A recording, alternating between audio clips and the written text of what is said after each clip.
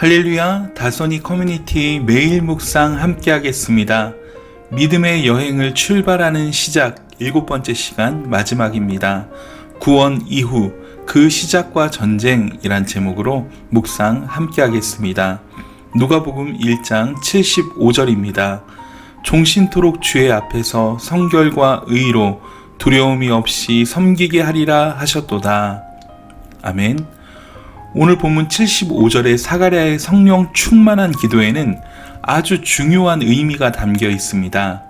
구원받은 이후에 하나님의 백성들의 삶이 어떠해야 하는지 핵심적으로 보여주는 구절입니다. 구원은 죄에서 건짐받는 것이며 값을 주고 다시 사오는 것입니다.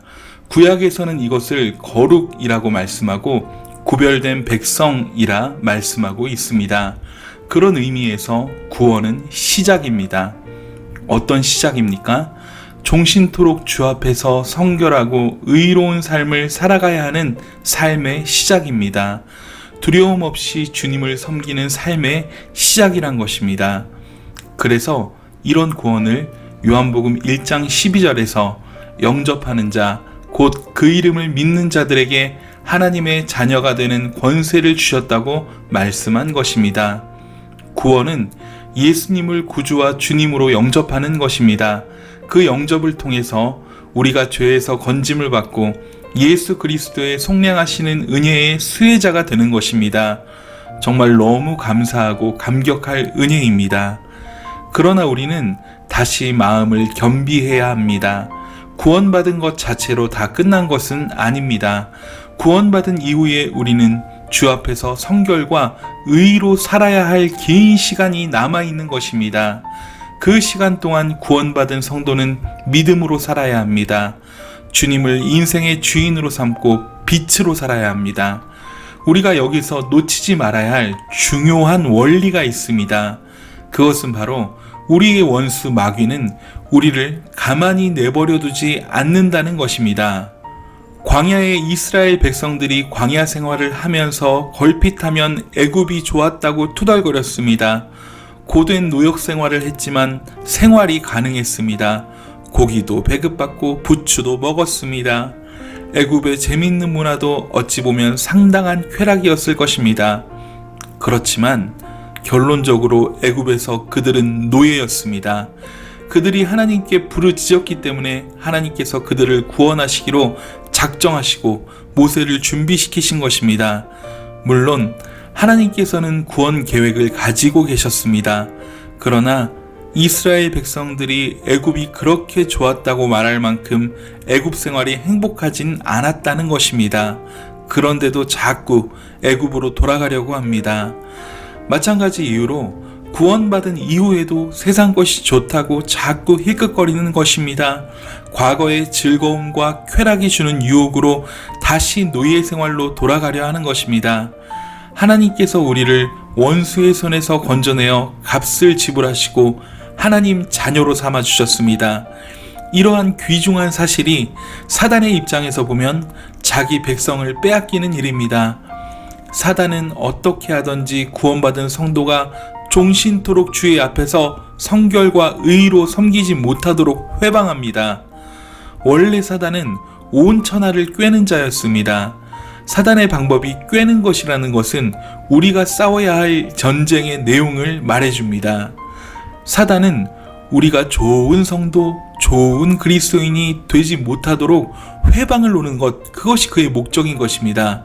그래서 말씀을 듣지 못하도록 일을 만들고 유혹거리를 만드는 것입니다. 그래서 우리는 구원을 받음과 동시에 전쟁이 시작된다는 사실을 잊지 말아야 합니다. 예수 믿고 자꾸 생각지 않은 필요 없는 일들이 생기십니까? 그게 바로 전쟁입니다.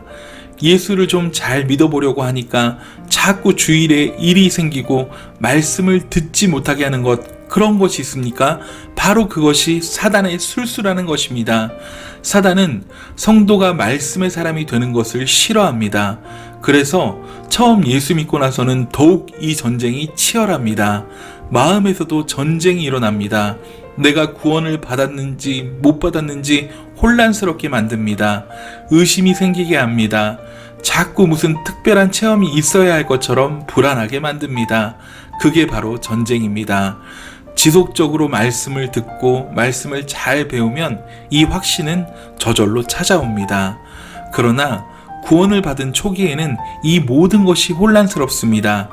그럴 때 사단은 더욱 혼란스럽게 여러 사람들을 사용합니다.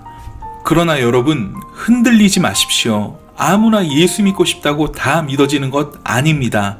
하나님께서 부르시고 중생케 하셔야 예수를 믿을 수 있습니다. 그런 사람만이 주 앞에 나올 수 있는 것입니다. 그런 은혜 없이 절대로 예수를 믿을 순 없는 것입니다. 그러나 사단은 그런 명백한 성경 말씀을 자꾸 흔들어 놓습니다. 그래서 자꾸 다른 어떤 확신이 필요할 것처럼 유혹합니다. 말씀은 근본적으로 수술용 칼입니다. 그래서 예수를 알지 못할 때, 즉 원수의 통치 아래 있을 때 살아온 잘못된 삶들에 대해서 책망을 합니다. 그래서 말씀을 듣다 보면 자꾸 야단맞는 것 같은 생각이 듭니다. 그러나 복음은 근본적으로 세상과 적대적입니다. 세상과 잘 섞이는 복음 같은 것은 존재할 수 없습니다. 그래서 구원받아 신앙생활을 하다 보면 즐겁지 않을 때가 많이 생기게 되는 것입니다.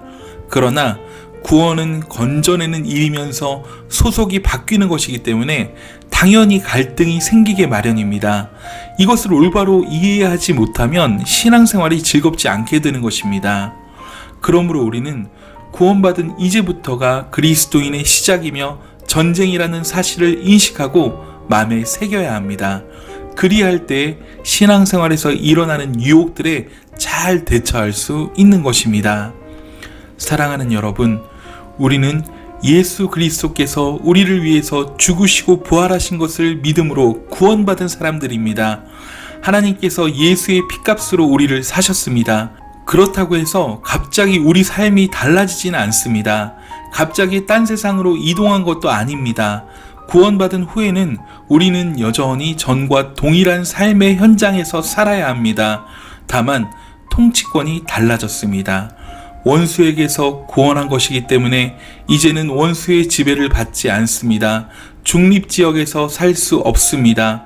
구원은 하나님의 백성으로서 새로운 신분을 가진 사람으로서 새롭게 시작되는 인생인 것입니다. 우리의 구원은 값없이 은혜로 받았습니다. 예수 그리스도께서 값으로 지불되셔서 누구든지 그 예수를 구주와 주님으로 믿기만 하면 구원해 주시겠다고 약속하셨기 때문입니다. 그러나 구원받음으로 우리 삶이 끝난 것은 아닙니다. 구원은 곧 주님을 영접하고 주님과 행복한 동행이 시작되어 이 땅에 임한 천국의 기쁨을 누린다는 의미가 있습니다.